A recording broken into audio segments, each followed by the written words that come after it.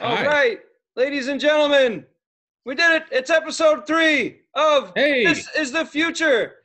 unfortunately, we're Right. all fucked. That's Alex Rios.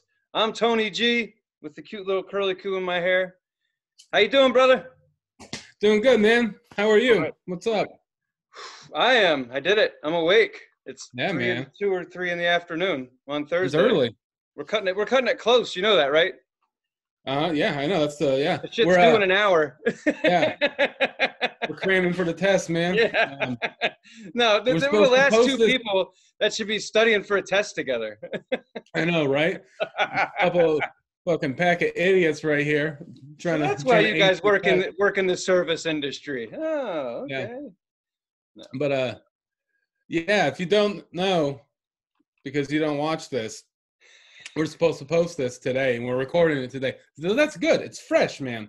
Right out of the oven, ready to go. Yeah, nothing. The last thing you want is a planned, show. You don't want that. You just want No plans, man. no Just plans. fucking That's all. winging All right. it. If you watch the last episode, you will know that we're supposed to listen to Charles Bradley's Changes, that record of his. And right there's the beautiful man himself, all his glory. He's looking out my window. Yeah, man. He digs the view, man. He digs the view. So hopefully you guys checked his record out. He's great. That album is the fucking bee's knees, man. That shit's fucking awesome. As Tony likes to say, it's fucking tight. No, he doesn't. Tight. What is this word? Tight. It's tight. Man, you're not fucking hip. Not fucking down with the clown, baby. It's fucking tight. No. I'm not down with the clown. I'm not. Come I'm on, okay man. with the clown. Family. No, I'm not. Hootie. Is that one of the words I can use? Hootie. Oh, man. No, I'm not. I'm not tight. I mean, I'm tight, but. Anyway, we are. We listen to. And the wheels fall off. No, man. What you were talking about? Man. Do you have any favorite tracks on that album? I'm always bad at remembering names of songs. That's always like all right. I think I just go, I like that one, when it's happening. And it's more of like the whole album itself that I get a feel for. But what about you, man? What is your favorite track on the record? Well, it opens with God Bless America, which how many albums actually do that? And of those, nail it with the gospel, because that's what they're doing there. So he just comes out and belts right in the beginning with a beautiful backup chorus. So I like that one. Honestly, the more you listen to this record, it's really hard to pull anything off you don't like it, because it has that flow and that sound. It's just one song after the other. You just keep moving your body and shit to it. But personal favorites, Ain't It a Sin off the last song on the A side, and then You Don't Think I Know, But I Know. I like that song because I'm pretty sure that's what he's talking about. Well, you know what he's talking about because he knows, and you got to know, and then we'll know, and I'll know, and everyone else will know. And then we'll all know, and then I won't think that I know. I'll know that I know, and that's that. But I think if I wrote a song like that, it wouldn't be called that. It would be called Eatin' Ain't Cheatin', but it would be the same thing, same concept, except my version's Eatin' Ain't Cheatin'. Eatin' Ain't Cheatin'. Well, if the sentence flows nice and goes together and rhymes, then it's true. Eating ain't cheating sounds good, so it's got to be true, right? I don't care who you been meeting. Mm-hmm. It ain't cheating as long as you eating. 'Cause eating ain't cheating. Eating ain't cheating, baby. Well, fucking that album fucking rules, man. Charles Bradley's every album of his, that was like his coming out party, in my opinion. Like that was his album that like made everyone fucking love him, and all of his shit is good. because he's That's when he great. was really heavy with his tours too. Before he passed, Yeah, and that album was like where he exactly he came out with that album. He was doing the festival circuit and all that. right. Well, every artist or band have their, I call it their coming out album. It's like, like the Deftones have White Pony. Certain bands, they just have that album that's like, that's the golden album. That's the Right. one. Like that. What was that album you introduced me to by Alt J? It was like I think it was their first record, but that was It was their first record, and they, right. In my opinion and to my knowledge, they haven't really. That band hasn't done anything. I think they put one other album out, and it was cool, just wasn't the same, because they were such a unique band. Right. Yeah, it is an example. To your point, though. Yeah. Every band, sure. and it's never their first or their fourth. Who knows what it's going to be, but I would have to say that this one was really well put together. The band itself is amazing. They've been on several different albums, I believe, at least of mixed members between Sharon Jones and the Dap Kings, Lee Fields, who you also introduced me to, a few other artists there that I just mentioned to check out. Another band that I like would be the Budos Band. I don't think any of those dudes are tied to it, but very instrumental as well.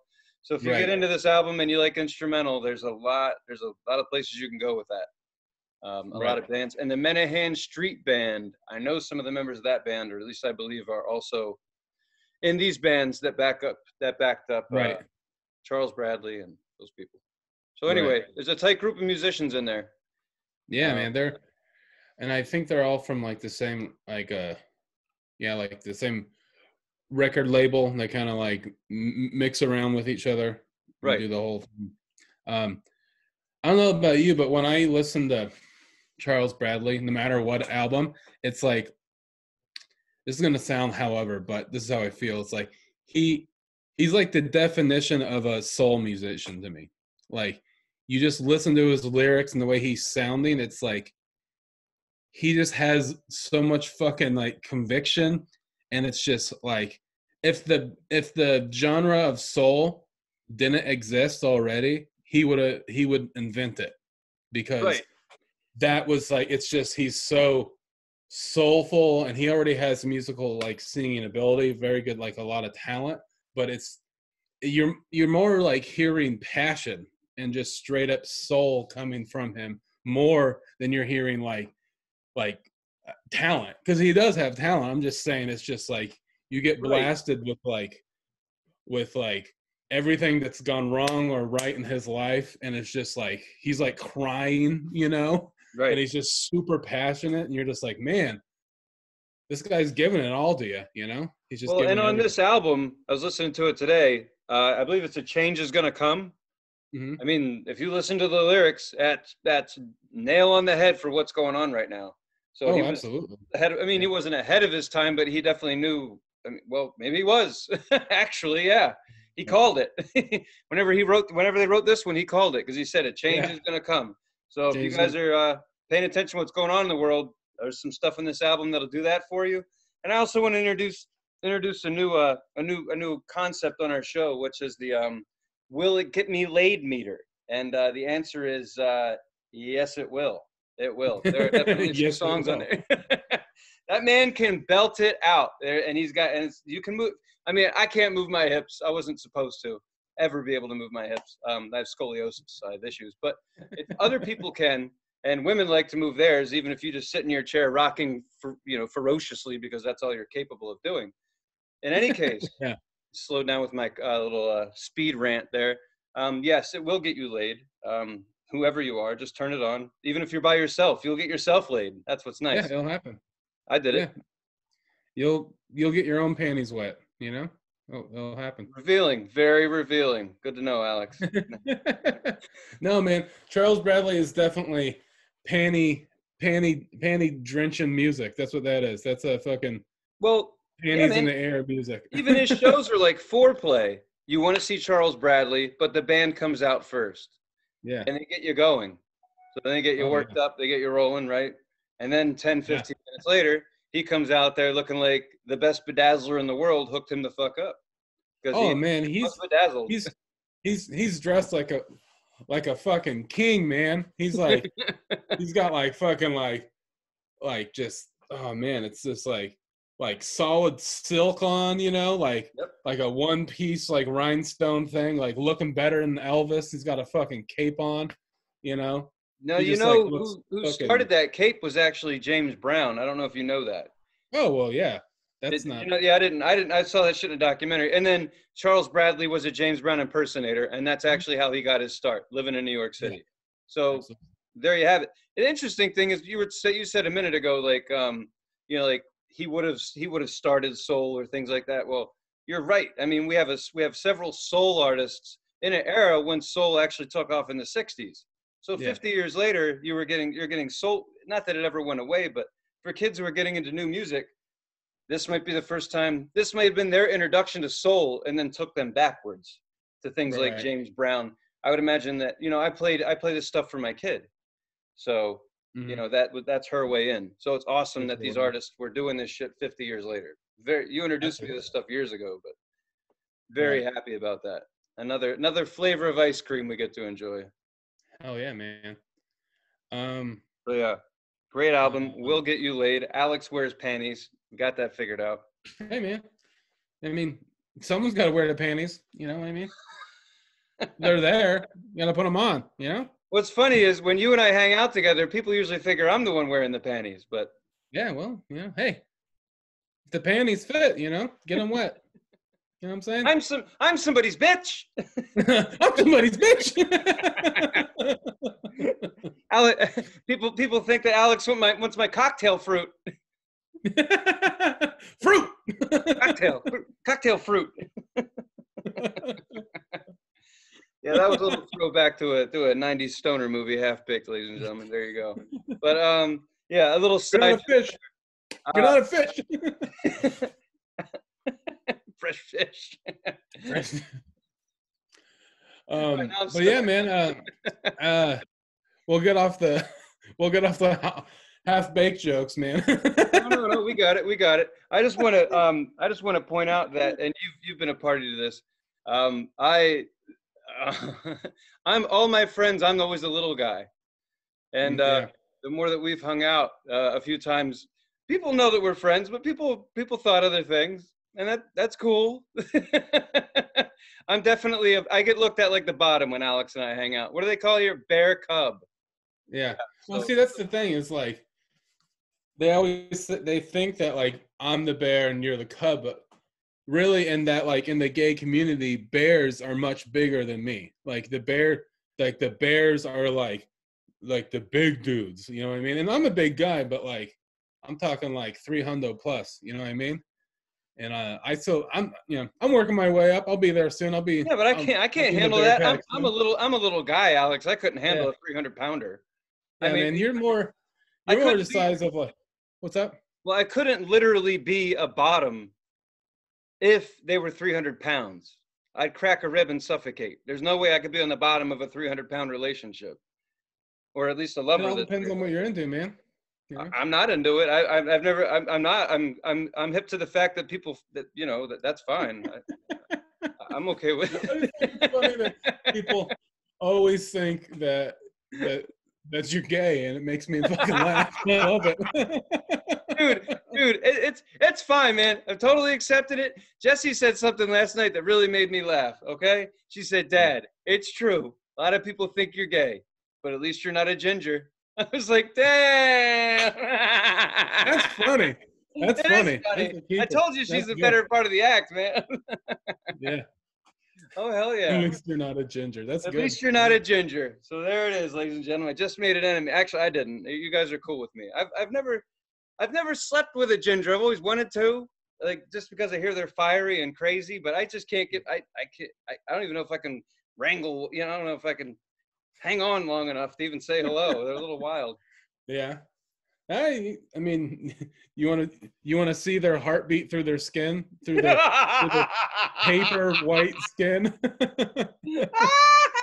Could see every vein in their body, like. Dude, no shit. We were somewhere out in public, and my friend said, she's like, gingers will steal your fucking soul.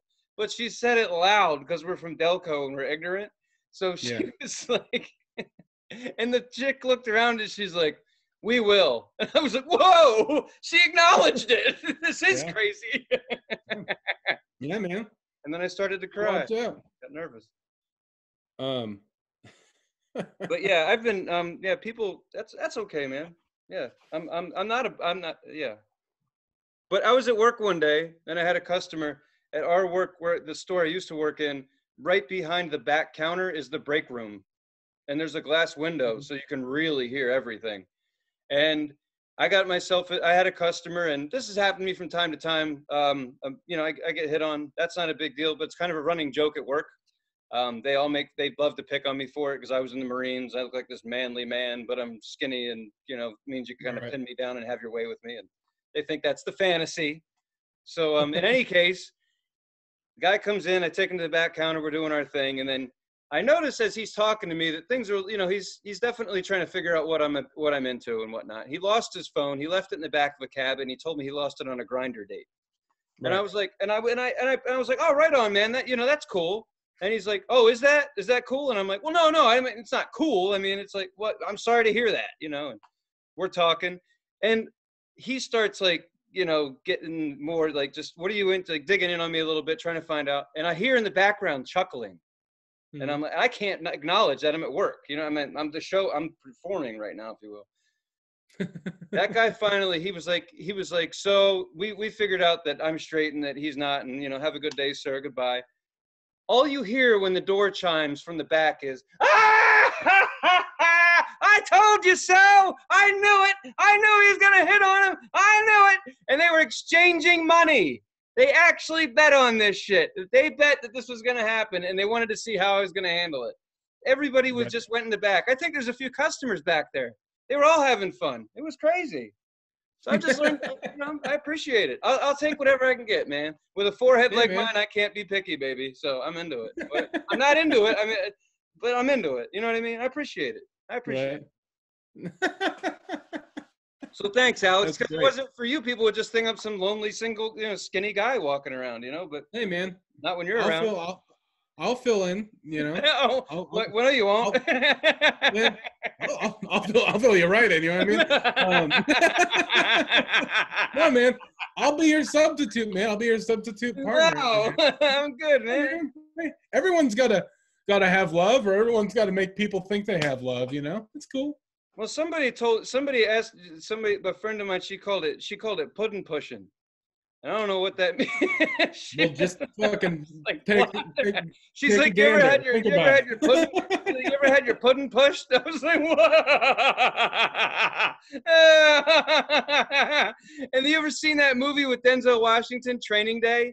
And he talks about getting his shit pushed in. I was like, gross. That's how this shit started at work. Someone said that at work, and everyone's like, Tony looks like the kind of guy that gets his shit pushed in. I'm like, what the fuck? And that's how it all started. So, dude, yeah. Training Day is one of those movies that's not funny, not supposed to be funny, but there's some funny lines in there. Yes, there's lines. some funny, like Denzel Washington has a line where he goes up to a woman and he says, all that jelly and no toast. Like, that's a funny line to me. I say it to my dog all the time. You know, the one that makes, I don't know why I laugh, but every time he tells me, he's like, oh shit, I didn't know you like to get wet. And I was like, yeah, crack or whatever. But I was like, I'm getting wet. That's cool. Oh, I'm getting wet. I'm wet. And the worst part is when you're laughing at that shit by yourself and someone comes around the corner and they think you're watching some Robin Williams flick and you're watching Training Day about, you know, just the roughest day on an undercover job. It's like, dude, yeah, that scene when, that's Ethan Hawke, right? That's who that is. Yeah, right? Yeah, absolutely. Yeah, okay. Yeah, there's like the part where they're in the car and he like makes him smoke PCP on accident. You know, he slips it in. He's like, they like to get wet, and then like Ethan Hawke's like vision's all weird, you know, and he's just kind of like to get wet, but naked. It's like, what the fuck is going on? It's hilarious. Excuse me. You almost had me throw up on our show, man. Nice. Oh. Yeah, fucking A, man. Chick-fil-A. Yeah, man. But speaking of your work, you're still working through all this, through the pandemic and all that stuff, huh? I am, man, and it's been stressful, and hey, it's got to be just as stressful for me as it does for the customers. Right. Uh, I do work for a phone company, so technically speaking, we got to be open, no matter what phase we're in Sure. or how many masks we must wear to survive the day. But unfortunately, I'll tell you this: if you're a customer or an employee, you're really going to have your shit together and come correct during these times. It is super stressful out there. Myself in customer service, or even if you're coming in needing customer service. But if you don't come correct, a lot of locations have security guards are not screwing around because of everything that's been going on in the last couple of months. All of it. All right. We're really wound up. But I did see someone get 86 yesterday. I did see Nice. someone get, and I don't work at a bar. That's pretty cool. I never seen anybody actually get like thrown out and not allowed back. It was Really? pretty cool. So Well, I guess if you haven't been working in bars, that's kind of I guess. I see but people a get cell 86 phone, from shit all the time. So but a cell phone store. yeah, no, not usually. Yeah. I didn't even get to check his ID yet. And he just lost his mind. Every answer that he got wasn't what he wanted to hear, so he lost his shit. And then Fucking when he lost was it. sent outside by, he was escorted out, then he really lost his shit. But he sent his woman in. So I was like, ma'am, she was sweet as peaches. So I'm like, I'm going to help you with whatever he needed because the store is glass. So you can look in. Right. And he looks like Garfield. He's just like, like looking and I'm just like, I'm going to help you because he's staring at us from 50 yards out. It's making me nervous. But it was just crazy, like, to see some middle-aged white guy just lose his shit, just fuck you and fuck all the world. And I was like, what calm down, settle. And the crazy thing was he was getting a phone for his woman. Right. Like, you got kicked out of Verizon. Like, you're not allowed back. And your woman's got a phone on your account. I don't know if anything funny, but it doesn't sound positive to me. I wouldn't want that to be my situation. So behave yourself out there, man. And if you don't like the idea of breaking a 6-foot rule, don't go into a location where you're going to have to get closer than 6 feet. Well, see, that's the thing. It's like, it's that's going to drive talked about it before, but it's like you're going to have to break that a little bit, It's just, it's part of it. The 6-foot rule is like, do the best you can when you can. But if you got to go next to someone to give them something, that's why you're wearing masks, right? Well, okay, but look at this. When someone comes in front of me at my little counter, there's a piece of plastic. That's it. Okay, piece of plastic. You can walk around the plastic. I mean, I'm not behind a counter. I just a counter in the middle of the store because we're we're trendy or whatever. So they can walk around, and they do, and then they pull the mask down, and they think it's a chin strap. And this is me doing this 8 hours a day, just standing there, one after the other after the other. I can only let one person in at a time. They get mad about that. They're always pissed off. That's fine. But it's just like, I'm going to get sick. If this is a virus, I'm going to get it. I mean, you're not going to put rubber gloves on every time you're going to touch someone's phone. The touchless stuff isn't going to work. If you're coming into a store, you're rolling the dice. That's it. And if you don't come correct, your ass is going to get in trouble. They're not playing anymore. And on top of that, nothing's on sale. It sucks out there. What are you doing? That's the funny part about it. Nothing. There's no deals. I went out to buy new sneakers because I need them for running because I want to run, and I can't because they're too much. I'm not spending $80 on sneakers that I'll keep for 5 years. $40. I'm done. Don't go. The one person came to my store. She's like, so what kind of deals you got? Deals? What deals? What do you mean? Those phones aren't even turned on. There's nothing hanging on the shelf. It looks like we lost World War III. What are you talking about? Right. There's no deals. I have a deal. Do a 180 and walk back out that door. And I won't keep looking at you like this. That's the deal I got. There's no deals. Do it on the internet. Please do it on the internet. You can do it on the internet. People are doing sex on the internet. You can definitely get a phone on the internet. Yeah. And then you can come get a bag from me. I'll throw it in your trunk. I'll place it in your trunk because I need a good survey. Very and you can gently. Yeah, I mean, we don't even have to know each other. You'll recognize me by my hairline later, but you won't ever be sure. It'll be fine. Just don't bother. Fuck the stores. Stay out of them. Stay out. Go away. It's okay if I don't have a job. Just hang tight. Stay at home. Order your shit. Don't come to the stores. It's stupid. It's real dumb. Trust me. I know it's a pain in the ass, but just don't bother. It's not fun. It's not fun. You want shopping to be fun. A lot of people here are shopping addicts. I don't want to ruin your favorite hobby, which is trying to find deals on shit that you don't even know how to use. I don't want to ruin that for you. So just wait a minute. Come back in a year. All right? Just hang out. That's my Spoken piece. like a real, like a true person that works in customer service. Well, Alex, I've served in the military. I get thanked for my service, but I'd rather get thanked for putting up with this shit in customer service instead. Right. So That's it. So hook a brother up. You want to thank me for this service now. That's the shit this is like combat. I mean, I'm battling germs and shit. You're spitting at me and your dirty phone that you look up Japanese street meat on. Do you know what Japanese street meat is, Alex? what do you mean? I no. Yeah, let me slow down and back up for a second. I have a couple of customers who are fun, like holy shit, they're gonna teach me something.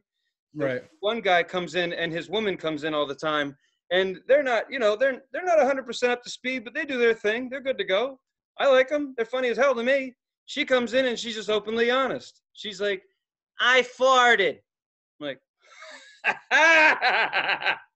that's awesome. The whole store just heard that. This is going to be a good day. And then her man comes up to me. He's like, now. I know they're spying on me now. So you tell me how they're knowing what I'm doing. And I'm like, What? What? huh? You tell me. And she's like, do you guys have any cheese? I'm like, they're a couple. They're together. And I'm just like, all right, wait a minute. Hang on. I'm still processing what he just said. And you just asked me for cheese and we're in a cell phone store. So that's wild too. And everyone else that works there or is shopping is like, even if when certain people come in the store, the rest of us will tell our customers, shh, shh, shh, shh, shh. Listen. This is going to be good. And the customer will just kind of stop and turn and we'll just all watch the show. These guys provide that show for us. So one day I'm going through his phone, trying to clean out all the little, he says there's little people who live in his phone that are bugging it. And he's right. I mean, there are. I just want to point out, you ever meet people that are just made for each other? Yes. I've never met these people and never will, but it sounds like that they're made for each other. I just farted. Do you have any cheese? You know why you're farting in public? Because you're asking for people that do not work at a restaurant for cheese. So there's people that live in my phone. Okay, you guys are supposed to be with each other forever. So then we're sitting there, we're all at our counter, and I'm, so there's other people around. They get closer as this shit gets better. So in any case, he hands over the phone, and we always go through his browser history to see what the hell he's done to it this time, Right. And all of a sudden, we look at it and it says Japanese street meat. And we're all like, what? What is this? What? And meanwhile, while we're all chuckling like Japanese street meat, yo man, what are you into? And you can't ask him that because he wouldn't get the joke. So meanwhile, she's over here like, have you ever dated anyone from Facebook? Like you thought they were kind of cute in school. And she has glasses, so she just keeps doing this. And you thought they were kind of cute, and so you thought maybe you'd do something with them later. And I'm like, hang on a second. I'm still working on Japanese street meat over here. But wait, what did you say? And she's like, yeah, I almost slept with somebody 6 months ago, but I didn't want him to find out. And I'm like, but he's right here. But you're telling him about it right now. But he didn't hear it. He's like, so what I'm telling you, there's people in my, there's just something is in there and messing with the phone. And I'm like, no, sir, the Japanese street meat. We don't need any meat in your phone. That's the problem, is the meat. And she's got the cheese. You got to stop with the meat and the cheese. This is a cell phone store, so no groceries of any kind. No Japanese street meat. No cheese farting. Just stop. We're stop. Stop. All right. And we're good. All right. See you guys next week. Because there's never anything to fix. They always come in and ask the same crazy questions. You know, it's like, dude, we're just gonna clean out your browser history because you got a lot of wild porn in here, like Right. wild shit.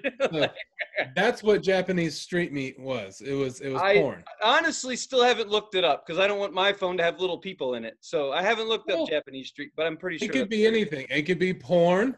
It could also just be a meat market in Japan. You know, it could just be people selling different kinds of meats. You know, is. Okay, Google, what is Japanese street meat? we're gonna find out. We're gonna find out. Whoa. What are the little people that live in your phone telling you? That's nothing perverted. It just talks about 14 amazing Japanese street foods. All right, maybe see? they're just a fan of Could have good been food. anything. I'm an asshole. All right, fair enough. But the other time he did have people there was sex on his phone. We've seen it before, so it's not an accident. It's cool. Maybe that's what it is he typed in Japanese street meat thinking that it was going to be porn, but it just was some yummy, delicious meat. Alex, but if you think from a porn perspective, street meat, I guess, are we talking Japanese like street workers here? Are we talking, prostitutes? Is that the yank? I don't know. I don't know how you twist it like that. I would. Hey man, it could be anything. It could be anything.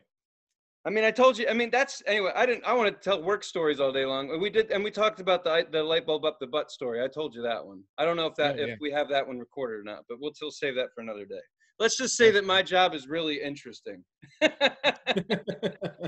didn't just pick up on that. So listen. If you go into retail, don't expect what it was. I don't know what location you're going to, what store. Don't expect what it was, and don't expect the people that are working there to know what's going on, because the rules are changing every day, halfway through the day, as far as help people, don't help people, do this, don't do that. The numbers are going up. Put a mask over your face and your butthole. It's super confusing. So if you do go out, do whatever it takes to relax yourself first without getting a DUI. Yeah. That's what I would throw out there. Tony's advice for the day. Yeah, man.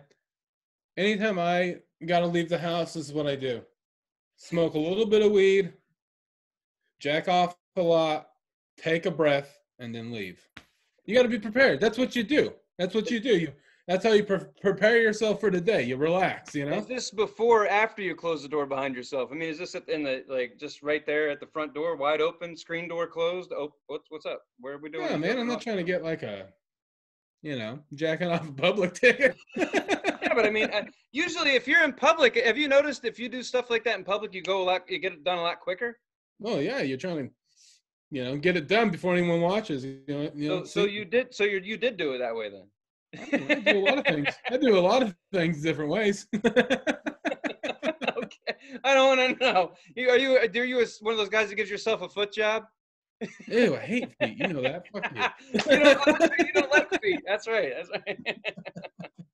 Get the fuck out of here with that. Wait, have you ever dated a chick that liked foot jobs and tried to give you one? No, I don't even want to talk about it. No. No, I haven't. He really doesn't like feet. Yeah, man.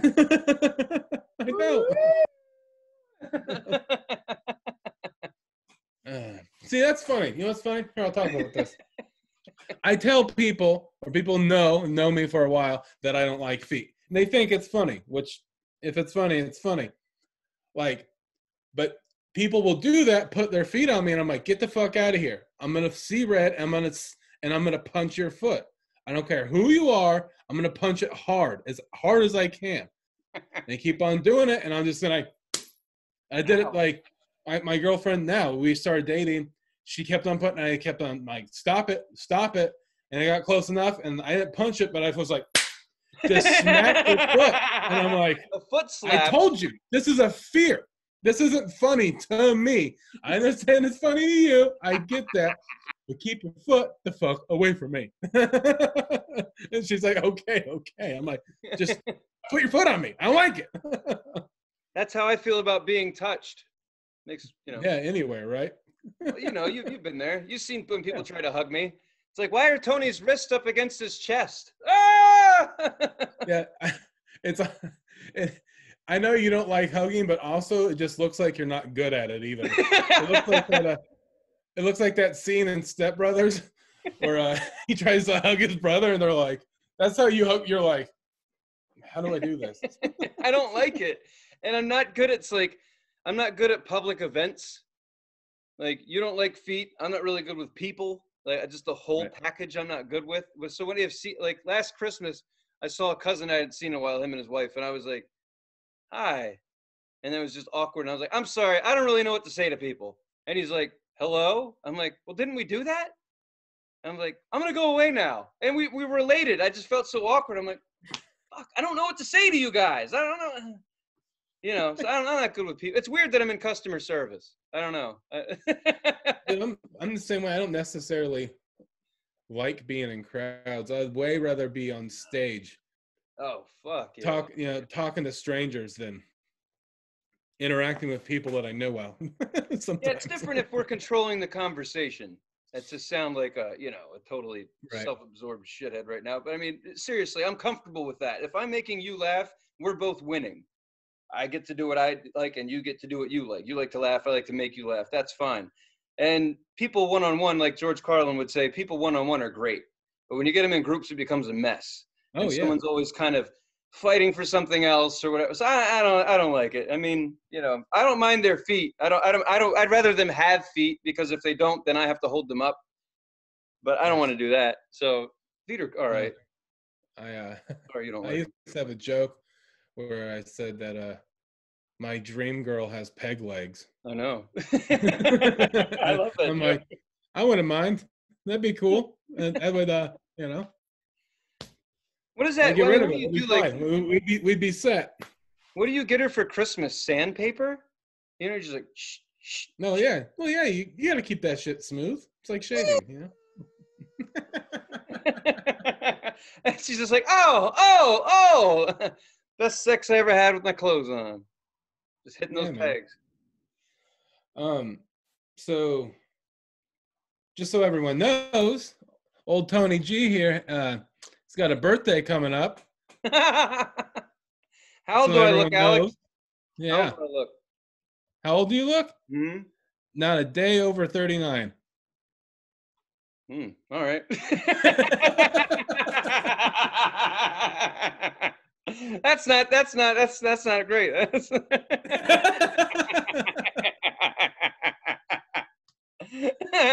Cool, man. It's like I look 300 days younger than I am. That's good, man. That's cool. Yeah. I'll be turning 40 on the 5th of July. I hate my birthday. So does everyone else. So it's not a big problem. What I mean by that is it's the day after the 4th of July. 4th or 5th of July, usually the hottest. Tomorrow is going to be the hottest day here so far. It'll be a minimum of 95 degrees. And it is the day that I chose to do roller coasters. For my birthday, I always do roller coasters because I was born in the summer. And since you're going to be hot and miserable anyway, you might as well have a legal reason to scream and feel good for a few moments. So I ride rides. So tomorrow I will be riding rides with a face mask on in probably 100-degree weather. Which means I won't be doing it for long before I throw up into trash cans and just be downright miserable as usual. But yeah, I am turning 40, and I'll be having fun with that. I don't think anything funny about it. Someone told me that I look pretty young, but Alex told me I don't, so now I don't feel good about it at all. So no, man, that's the thing. And or something. Some of these old pictures that we post on Instagram of us. Because Tony and I have known each other for a long time, been about 10 years or so, and I was like a 23 year old little kid, and Tony was still 39, and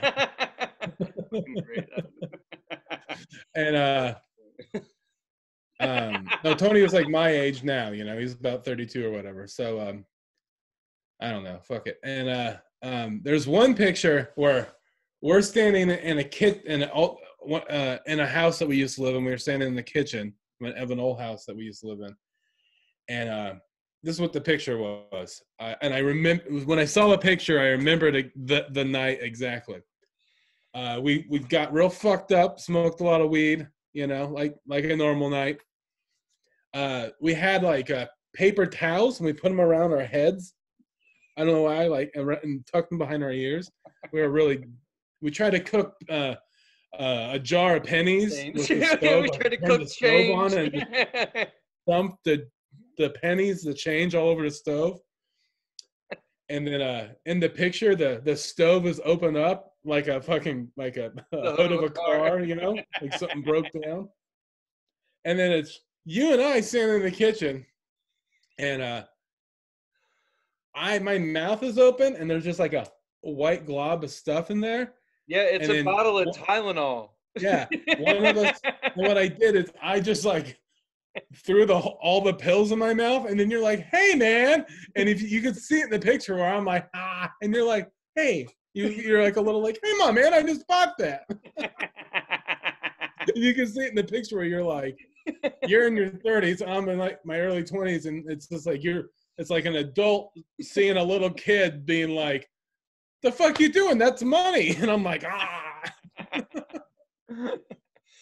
But to my point, it was like you look exactly the same, pretty much. Like you don't look like you like maybe aged a day. That's about it. I look like I aged twice as much as I have. Like I put some miles on myself, and you look about the same, you know. Hairline's the same, you know. Forehead. I know. Exactly. Everyone thought I've been losing my hair for the last 39 years, and it hasn't happened yet. Just looks like I snapped into a Slim Jim, but I'm good. Hey man, you look great. Yeah, thanks, man. We could watch a drive-in movie on my forehead. Pretty good. Yeah. Well, holy shit. I was kind of like reflecting on the old times of us doing stand-up in Bend, and what it was like. Because I think you started maybe 6 months to a year before I did, something like that. Right. Maybe a little shorter, maybe a little longer, but a little bit before. So you were doing shows a little bit before me in Bend, and but when I started doing them, they were about the same shows. Like no one was in there, just the bartender type of thing. And when we finally built an audience, I remembered the audience was just the comedian's significant other at the time. That's all it was. It was just whoever the comedians were dating, that was the audience. So it was like 5 comics at the open mic, and then 5 people, 5 boyfriends or girlfriends, you know? And I remember there was one time where you got some advice to what to do on stage, and one of your friends told you to bring your rocking chair. And put it on stage and sit in the rocking chair and tell your jokes from there. Because if you don't know anything about Tony, that's when he feels most comfortable, is when he's in his house, he's in his chair, and he's rocking, listening to music, you know, got a buzz going on and doing his thing. So I think a friend was like, "Hey man, bring that chair, you'll feel more comfortable." And I was reflecting about that. I was seeing if you wanted to talk about. Well, you know, I gotta tell you a secret about the friend who told me to bring the chair on stage. That was actually me. I told myself that. I thought you had a friend that was like, "Hey man." I think I was high enough to think that a friend suggested it, but I'm pretty sure I was the one sitting there like, you know, I'm most comfortable when I'm sitting in my chair. So if I'm sitting in my chair on stage, it's got to work out. It just makes sense. And it really just looked like I was doing story time for a bunch of kids in the dark on a stage. Right. That's what there's a picture. We can post it. I think I'm wearing a Rastafari hat too. I don't know what was going on back then. I'm not sure. Were you really? Yeah, I think Tony Marley was telling stories of stoner times long ago on the stage there. It was a wooden rocking chair. I didn't rob anyone's grandmother. I bought it fair and square. It was my travel. I don't remember that part, but I believe you. No, I'm pretty sure I don't think anyone would have unless they thought unless like you did it to be funny. I could see that. You should do it. So I just remember telling someone, maybe you'd be like, "Hey, we got to go by and get my chair." I'm like, "What?" Right. what's this whole thing with you and the rocking chair? Like break that down for everybody. So I think I've done a little digging, and basically what it is that when I was a kid, like a baby, first of all, I was born in my house, and I'm an only child. So I was left alone from time to time. And back when I was a kid, they had wind-up swings that you could crank up. You cranked them up, and then away you went. And so that was my calmer ever since I was a kid. That's how I felt comfortable. My dad always had a stereo, always played music. So right out of the gate, man, probably right out of the womb, that was the situation. I was born in my house. So, I mean, that was it. I was comfortable right there, baby. I went right down the stairs, thrown in my swing with some music. I was in heaven. You guys were still farting around in hospitals. I was already taken care of. I didn't go to the hospital for like 2 weeks. They were just like, well, I guess we ought to get it checked out. You know, it was kind of, I was born without a name. I mean, there's a whole little list of things that make me strange. I mean, my mom knew she was pregnant. It wasn't a secret or anything like that, but no plans on a name. So yeah, they used to put me in the swing. They wound it up, then I would swing back and forth without a name until I came up with my own. Just kidding. Right. My mother would hate that. And then that graduated. My dad told me recently, he said, you know, half the time we didn't wind the swing. He's like, you would just use your momentum and just get it going. Do it. Or you could walk, whatever.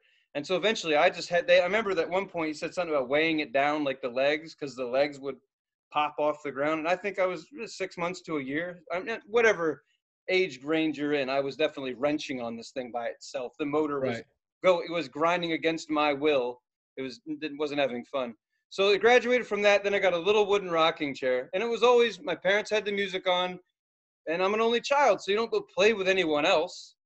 Right. And you're not an adult, so you're not going to talk about bills and shit. So I just go sat in the living room and listen to music. That's all I did. And I had a rocking chair, and I would just sit here and I rock, but it was wooden, so it would ride across the floor. So no shit, like their living room floors just looked like someone just took like a hockey stick and just chopped the floor. For days, I would slide all the way up. I'd pick my chair up, I'd move it back, slide it up. That's just what I did. And then and then that chair is still around. I've since killed 27 different versions of rocker recliners. Boston recliner, Lazy Boys up the yin yang, anything grandmom and grandpa got from an Irish farm, I broke those. I've broken everything, baby. I've rocked the shit out of them. I'm a rocker, a true rocker, baby. I got pulled over driving truck. I used to be an over-the-road truck driver. Yep, this skinny little prick drove trucks. That's right. And one time, I unlocked the seat. On an air seat, you can unlock it. So this is me driving a big rig. Yeah, I know I'm fuzzy right now, but just bear with me. I'm doing this shit. I'm driving. I get pulled over off the interstate by the Stadies. 2 Stadies pull me over. And this is 2004. I don't know shit about drugs yet. So I get pulled over, and they're like, hop out of the truck. I don't have a shirt on. I don't have shoes on because it's my truck. I got carpet in my truck. I'm comfortable. Who gives a shit? I got my music. I get pulled out, and they want to put a drug dog in there. And I'm like, I said, what the hell for, man? There ain't no drugs in there. And they're like, well, we don't know that. And I said, I know that, because if there were drugs in there, I would have been doing them. And they were like, oh, that's cool. Oh, that was the wrong thing to say. So, of course, the dog went in there and got his dirty ass feet all over my clean bed, you know. And it didn't hurt the smell, because it smelled like 1,000 packs of cigarettes had just been smoked because they had. Right. It was already. So that part was fine. But he said, what did he say? He was like, oh, are you on meth? And I'm like, and this is the thing, people who've been to my house over the years who get to know me, they do think that I do have ADD, ADHD, whatever, fine. So I'm anxious all the time, but I'm not. And he said, are you on meth? And the truck's running, and we're on the side of the highway, and I'm like, am I on meth? I'm like, what do you mean math? And he's like, don't be funny. I'm like, I don't know. What do you mean? What? And he's like, methamphetamines. I was like, no, man. I was like, I don't know what that is, and I'm not good at math. And he's like, stop. I'm not. So we were going back and forth. Long story short, I'm not on meth. They didn't understand what the hell I was doing in my truck. And so then 2 minutes later, they have the passenger side door open, and I'm sitting up in my truck, giving them an example of how I drive my truck. So they understand that I'm not a drug addict. So just imagine 2 Stadies with a drug dog all sitting there watching me do this. See, it's not illegal. It's not illegal. See, and they actually let me go. They let me drive that way through the rest of their beautiful state of Arizona. So wait, they pulled you over because they saw through the window of your truck you No, doing this, like. I later found out that I had passed some people who were concerned because of how I was driving. Because I was doing this in the truck. I mean, if the road was bumpy, that makes sense. But I mean, I get it. I could probably get nervous, especially because I had a green mohawk and I had my eyebrow pierced and I had my snake bites in and I had my labrae done and it said punk on the side of my truck. It really did all this shit. So when you see that and you're like, ah! Yeah, you know, Yeah, you're you going to call the definitely. cops. I do not ever side with the cops, hardly ever, but I understand why they asked you if you were on meth. It totally, you look, yeah, of course. I would ask you that, and we're on the same team, you know? I'm a fucking, look at me, you know? I'd be like, yeah, man, you're on fucking drugs. That's what I said. I don't, people always like, you want some coffee? I'm like, you want to give me coffee? I'm already caffeinated. And then you think I'm on meth? What are you, nuts? I mean, if anything, it would just be like, give me horse tranquilizers and let me rest. Yeah, no, fucking gotta trank you. One other quick story about the rocking. If I'm in my house, I'm usually in my house rocking because they're my chairs, I'm not going to stop. And I don't appreciate it. People make me feel get me self-conscious about it. One time I was at we had our own house and the girl I was with brought her sister over. And they were respectable people. They were doctors, whatever. So I respected them. Really? And she was watching me across the room. They're facing me and I'm rocking. We're watching TV. And I'm just like, you know, and she's like, hey, could you stop doing that? And I'm like, and I looked at her. They never stopped. They just said, no. And just kept going. Like, and it stuck with me because I later realized, like, I don't give a shit. I mean, I told her, she was like, I feel nauseous. I'm like, I wasn't being mean, but I was like, bathroom's right over there, man. I'm like, but I'm not stopping. I'm never gonna stop this shit. I'm not. I they might bury me with my chair. I don't know. I dig my chairs, man. I can't if I can't be on a swing, I gotta have a chair. Right. And I just love that feeling that you're going somewhere. That I mean, I haven't gone anywhere in my life really. I haven't done much with it. I'm not successful in any real way because I spent most of my time going nowhere in a fucking rocking chair. But I'm happy about it. Hey, man, fucking A. As long as you're happy. It's soothing. It doesn't matter. You know, Yeah. good on the hiney. So how was your week, man? I've ran on forever. How the hell you doing? You having fun? You're by I'm doing yourself? good, man. Yeah, I'll get into it a little bit before we end. We were talking on the phone yesterday for a little bit, and we were talking, having a conversation, and usually when I'm talking to someone on the phone or in person or whatever, I'm a fiddler like you with rocking. I always have a pen or something. If I'm drinking like a cocktail, I have a straw and I'm usually chewing on it. I'm always kind of doing something. And as you could see, and if you listen to other episodes, I collect toys because I'm a fucking baby child.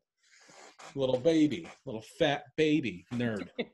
And we were talking on the phone, speakerphone, and I had my pocket knife and I was trying to open a new fucking little toy I got, like a brand new little baby that I am.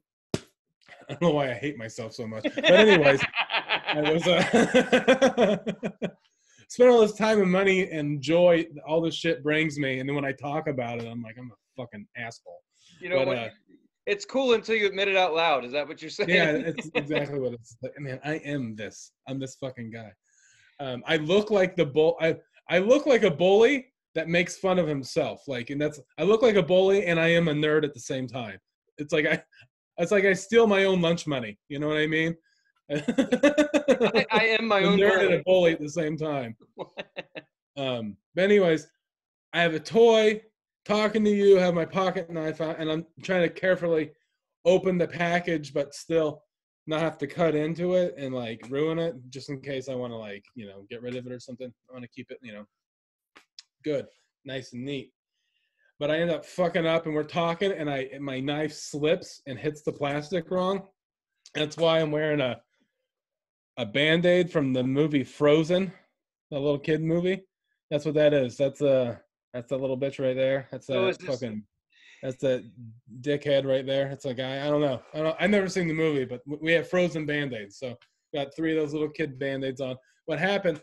My knife just slipped off the plastic on the toy packaging and cut my knuckle, and it cut really bad, actually. It started just bleeding profusely.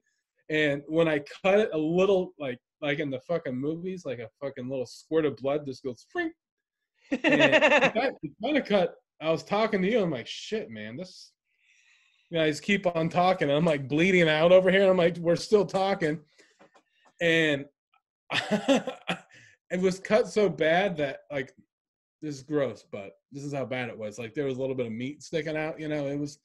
It wasn't great, you know. And then we kind of finished the conversation, and I was like, hey, man, just so you know, like 30 minutes ago, I cut myself really bad and bled out a little bit. And you're like, shit, you need to go to the hospital? I'm like, no, man, I got these fucking I got these cartoon Band-Aids. Like, thank God. But yeah, man, that's just during this you know, I'm still in like quarantine and / self quarantine. Like, got nothing to do besides, you know, become a cutter and. Oh my God. But yeah, man, that's my cutter. Well, I'm glad that Esmeralda, or whatever that frozen bitch's name is, I'm glad she's able to wrap her body around you and keep you safe through your time of COVID cuts, whatever the hell you're into. COVID cuts, baby. Shit. Well, I don't know, but I think that's I don't know if you got anything else to add, but I think I think we can call that an episode. Okay. Well, that was fun. Thanks for letting me talk for an hour. Just kidding. Yeah. I mean, that's what happened. But anyway, like everyone knows, we always pick a band to talk about and then review it on the next album. So technically it is my turn, and I will pick the band Monolord. They're a Swedish band from Sweden. And they're like a stoner metal, doom metal kind of. They just fucking rule, whatever you want to call them. And the name of the album is their first record. I believe it's their first. It's from 2014. It's called Empress Rising. It's like the album cover's green, and it has like a picture of like an old like queen, but she's like dead. She looks like a zombie kind of like princess empress, you know. And yeah, the record fucking kicks ass. I love listening to it, and I actually haven't listened to it in a little while, so it's revisiting it for me. So yeah, man, check it out, Tony. Everyone that watches this, get on the Monolord shit. Absolutely, check it out, man. We'll be talking about that next episode. So for all you guys watching the show, we appreciate it. Please like, follow, subscribe. You can follow us on Instagram at Titfu69. This is the future, unfortunately, and then 69 because, well, that's our favorite number. So yeah, follow us, like us, do all that cool shit. Tell your friends if you're into it, and we will see you guys next time on another episode of This Is the Future. Unfortunately. There it is. See you guys next time.